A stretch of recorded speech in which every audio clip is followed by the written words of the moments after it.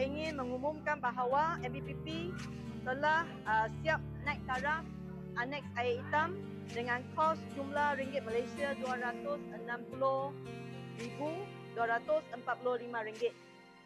Tujuan utama projek ini adalah untuk menaik taraf kemudahan asas sedia ada seperti sistem saliran, pencahayaan, kemudahan sanitasi dan juga penambahan grease trap kepada semua gerai. Dan gerai di aneks air hitam terdapat 35 gerai penjajah dan kita pun telah pasang 35 grease trap di setiap gerai.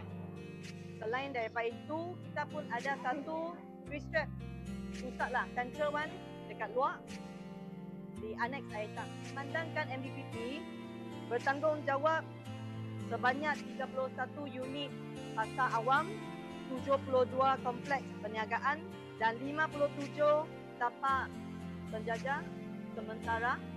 So kita akan berperingkatlah untuk menaik taraf tempat penjajah MBPP.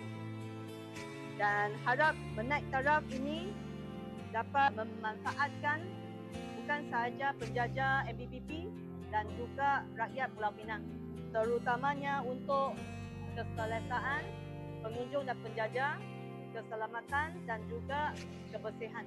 Sebagai adun, saya ucapkan terima kasih kepada Majlis Bandaraya Pulau Pinang sebab kita telah berjaya menaik taraf perengkap berpusat central grease trap untuk annex air hitam. Kita nak jalankan, dah khawatir bahawa akan menghadapi tentangan daripada peniaga-peniaga. Tapi sebelum tu kita sudah banyak ada satu sesi dengan mereka dan maklumkan kepada mereka apa yang akan bermanfaat kepada mereka. Grease trap berpusat yang kita jalankan kali ini memang merupakan satu projek yang bagi saya berjaya. Untuk maklumat, ini merupakan satu astaka pertama yang beroperasi melalui penambahbaikan pemasangan grease trap, central grease trap. Sebab sebelum tu tak ada astaka dijalankan lagi. Tapi ini astaka pertama yang beroperasi lebih 30 tahun di sini dan ditambahbaikan. So saya percaya selepas ini Majlis Bandaraya Pulau Pinang memang akan terusan dengan usaha gigih ini untuk pastikan kebersihan longkang yang kita selalu khawatir tu. Okey, terima kasih.